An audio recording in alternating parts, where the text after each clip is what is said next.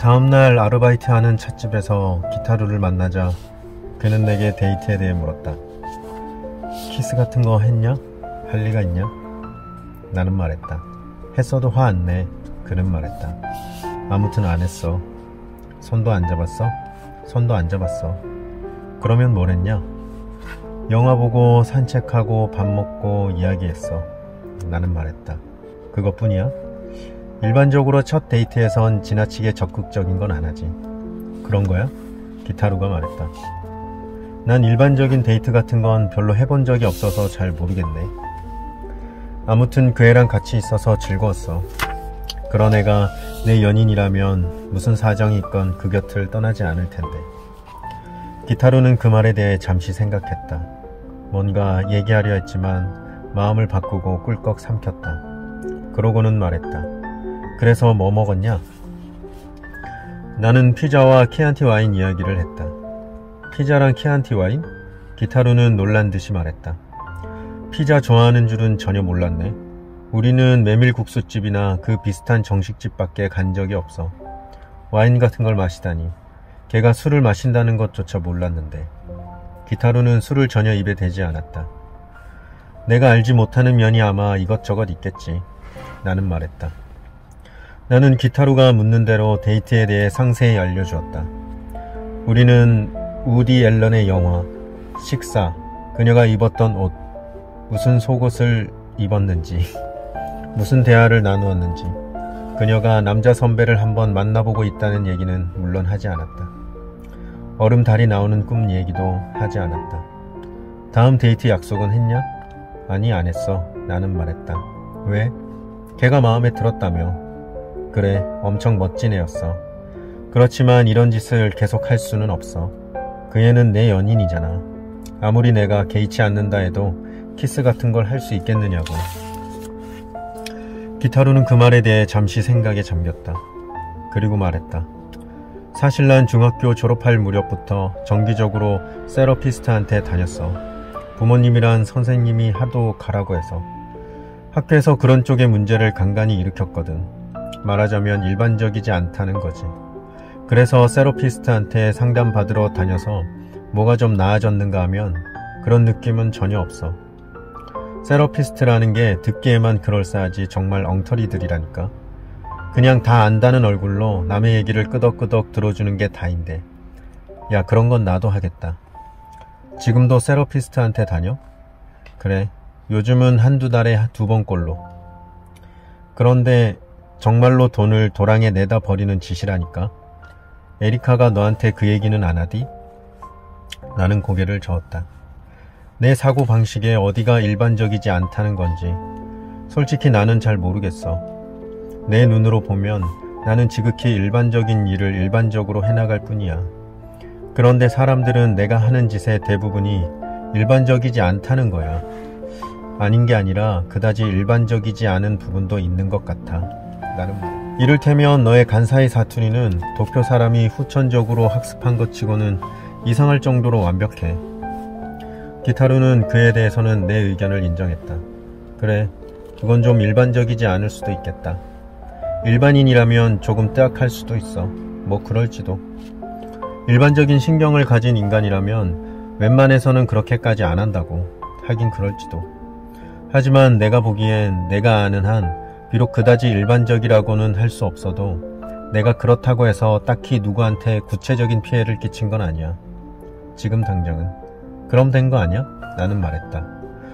나는 아마 그때 좀 화가 났었는지도 모른다.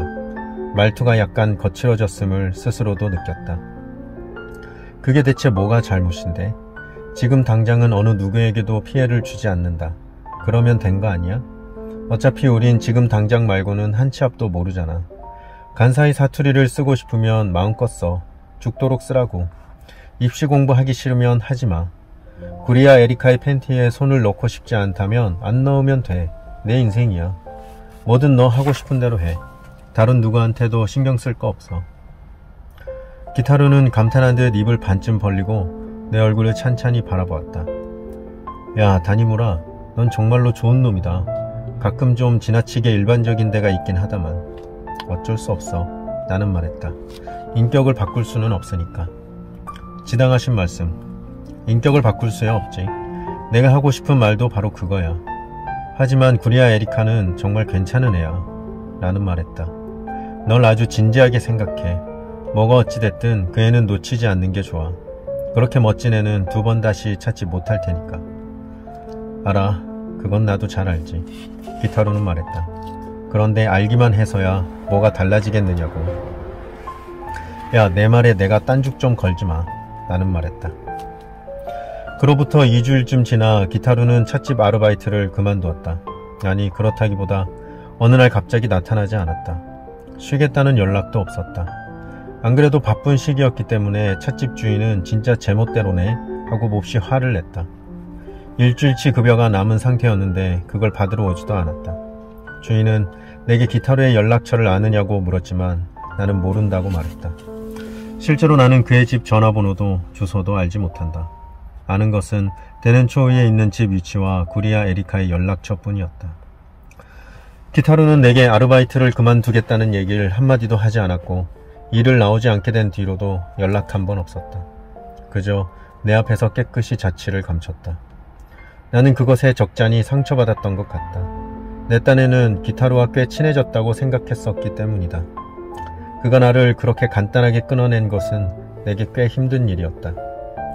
도쿄에서 그 말고는 딱히 친구라 할 사람이 없었으니까. 다만 한 가지 마음에 걸린 것은 기타루가 마지막 이틀 동안 상당히 말수가 적었다는 사실이다.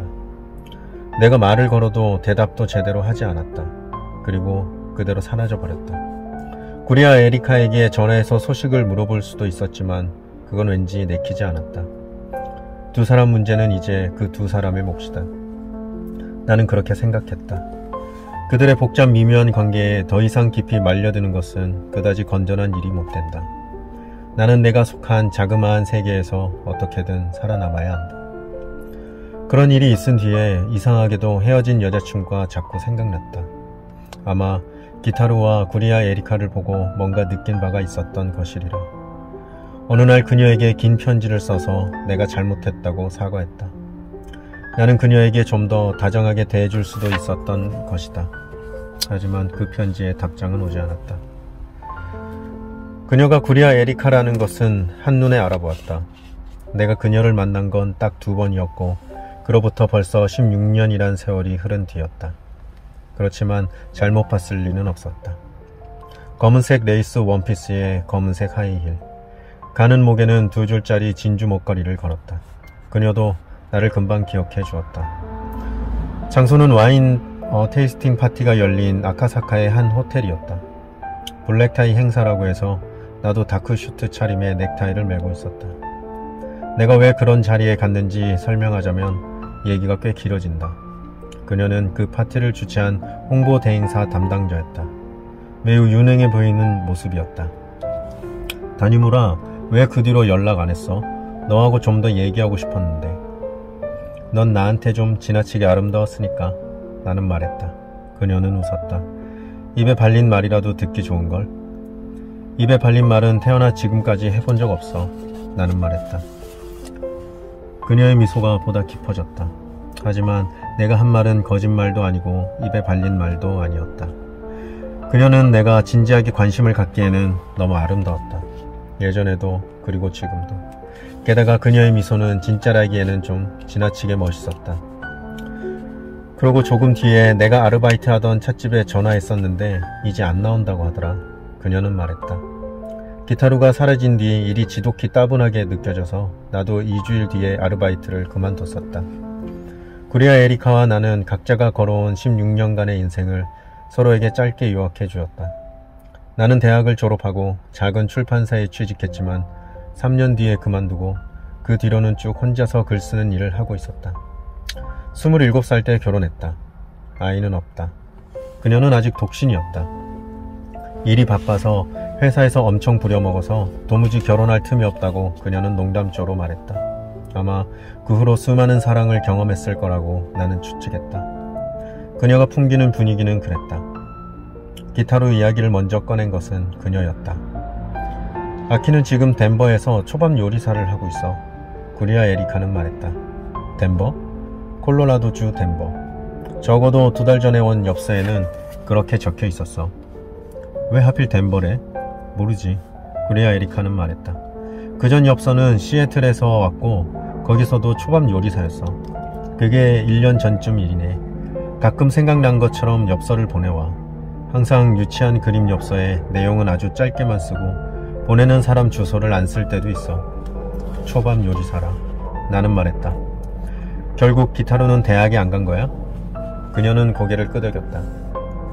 여름이 끝날 무렵이었나? 입시 공부는 이제 관두겠다고 갑자기 선언했어. 한도 끝도 없이 이러고 있어봤자 시간 낭비라고. 그러고는 오사카에 있는 요리 학교에 들어갔어. 간사이 요리를 본격적으로 연구해보고 싶고 고시엔 야구장도 가깝다면서. 그렇게 중요한 일을 너 혼자 결정하고 오사카에 가버리고 나랑은 대체 어쩔 작정이냐? 고 따졌지, 당연히. 기타로는 뭐라고 했어? 그녀는 대답이 없었다. 그냥 입을 꾹 다물고만 있었다. 뭔가 말하고 싶기는 한데 그걸 입 밖에 꺼내면 그대로 눈물이 흐를 것 같은 눈치였다. 아무리 그래도 저 섬세한 눈 화장을 망칠 수는 없다. 나는 바로 화제를 바꿨다. 너랑 만났을 때 시부야의 이탈리안 레스토랑에서 싸구려 키안티를 마셨지? 그리고 오늘은 나파밸리 와인 테이스팅이고. 생각해보니 신기한 인연이네. 그걸 기억하고 있었어? 그녀는 말했다. 그리고 가까스로 마음을 추슬렀다. 그때 같이 우디 앨런 영화를 봤잖아. 제목이 뭐였더라? 나는 제목을 알려주었다. 맞아, 꽤 재미있는 영화였는데. 나도 동의했다. 우디 앨런의 최고 걸작 중 하나다. 그나저나 그때 만난다던 동아리 선배랑은 잘 됐어? 나는 물었다. 그녀는 고개를 저었다. 안타깝지만 별로 잘 안 됐어. 뭐랄까 어쩐지 마음이 맞질 않더라. 반년쯤 사귀다 헤어졌어. 한 가지 물어봐도 될까? 나는 말했다. 상당히 개인적인 질문인데 좋아, 내가 대답할 수 있는 거라면. 이런 걸 묻는다고 기분 상하지 않으면 좋겠는데 노력해볼게. 너 그 사람하고 잤지? 구리아 에리카는 깜짝 놀란 듯이 내 얼굴을 보았다. 양쪽 밤이 살짝 붉어졌다. 다니무라, 왜 여기서 그런 얘기를 꺼내는 거야? 왜일까? 나는 말했다. 전부터 그게 좀 마음에 걸렸어. 이상한 소리를 해서 미안. 사과할게. 구리아 에리카는 가만히 고개를 저었다. 괜찮아. 기분이 상한 건 아니야. 그냥 너무 갑작스럽게 그런 얘기가 나와서 조금 놀랐어. 엄청 옛날 일이잖아. 나는 주위를 천천히 둘러보았다. 정장 차림의 사람들이 여기저기서 테이스팅 잔을 기울이고 있었다. 고급 와인의 마개가 차례차례 뽑혔다. 젊은 여자 피아니스트가 Like Someone in Love를 연주하고 있었다. 대답은 예스. 구리아 에리카가 말했다. 그 사람과 몇 번 섹스를 했어. 호기심과 탐구심과 가능성. 나는 말했다. 그녀는 살짝 미소 지었다. 그래, 호기심과 탐구심과 가능성. 그렇게 우리는 나이테를 만들어 가지. 내가 그렇게 말한다면 그런 거겠지? 그녀는 말했다. 그리고 혹시 내가 그 사람과 처음 그런 관계를 가진 게 나랑 시부야에서 데이트하고 얼마 안 돼서 아니야? 그녀는 머릿속 기록의 책장을 넘겼다. 그러네. 그 일주일쯤 뒤였던 것 같아. 그때 전후의 일은 비록 또렷하게 기억하고 있어. 나한테는 그런 쪽으로 첫 경험이었으니까. 그리고 기타루는 감이 좋은 녀석이고. 나는 그녀의 눈을 보며 말했다. 그녀는 눈길을 떨구고 목걸이의 진주를 잠시 한 알 한 알 손끝으로 만지작거렸다. 그것이 아직 제자리에 잘 달려있는지 확인하듯이. 그러고는 어떤 생각에 다다른 듯 작게 한숨을 쉬었다. 그래, 내 말이 맞아. 아키는 상당히 예리한 직관력이 있었어. 하지만 결국 그 동아리 선배와도 잘 되지 않았고. 그녀는 고개를 끄덕였다. 그리고 말했다. 안타깝게도 나는 머리가 별로 좋지 않아. 그래서 그렇게 멀리 길을 돌아갈 필요가 있었어.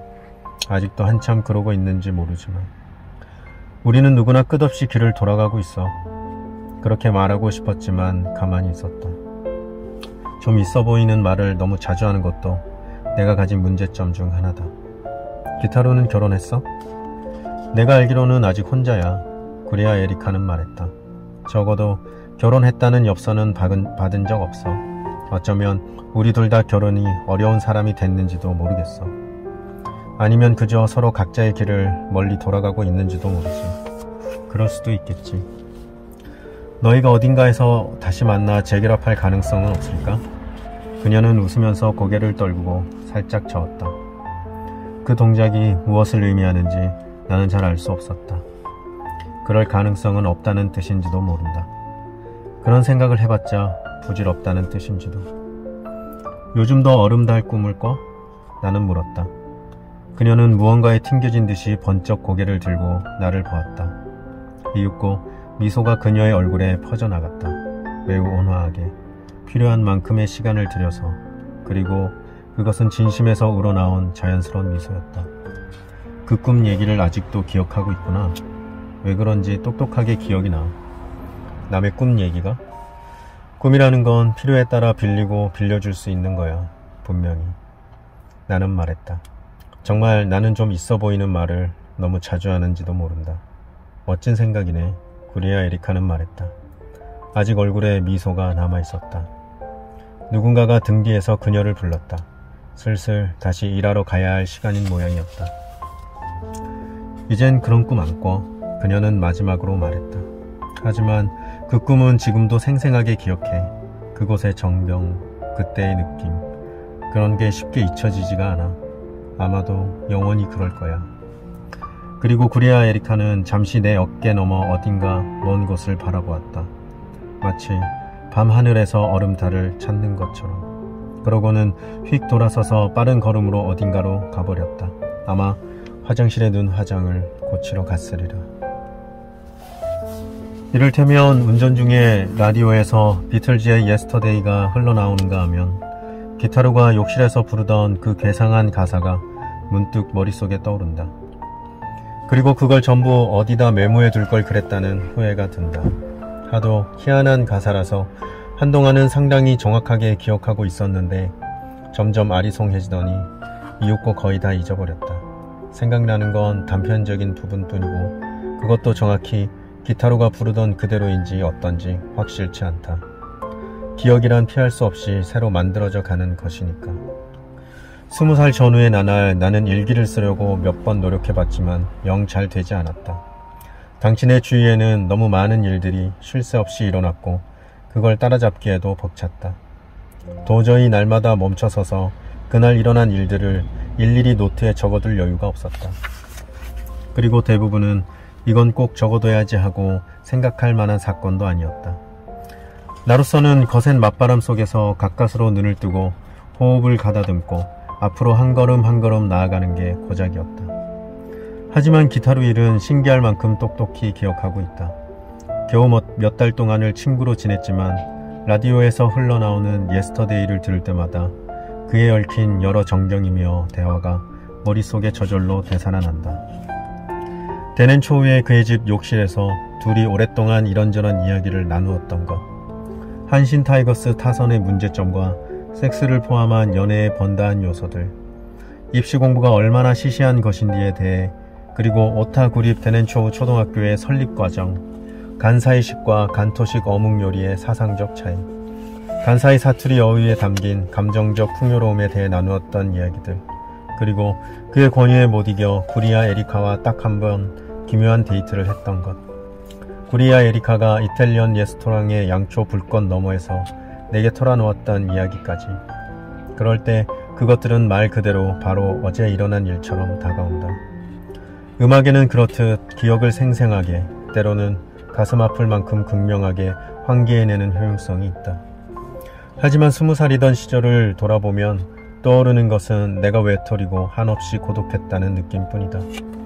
나에게는 몸과 마음을 따스하게 해줄 연인도 없었고 흉금을 터놓고 대화할 친구도 없었다.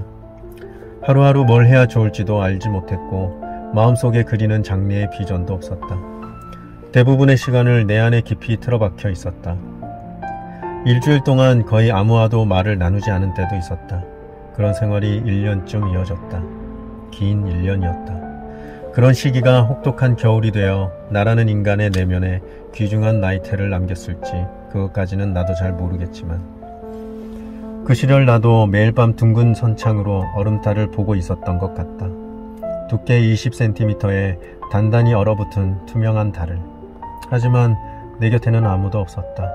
그 달의 아름다움이나 차가움을 누군가 공유하지 못한 채 나는 혼자서 그것을 바라보고 있었다. 어제는 내일의 그저께고 그저께의 내일이라네. 덴버에서 혹은 어딘가 또 다른 먼 도시에서 기타루가 행복하게 살고 있기를 나는 기도한다. 행복하다고까지는 못하더라도 적어도 오늘 하루를 부족함 없이 건강하게 보내기를. 내일 우리가 어떤 꿈을 꿀지 그건 어느 누구도 알지 못하는 것이니까.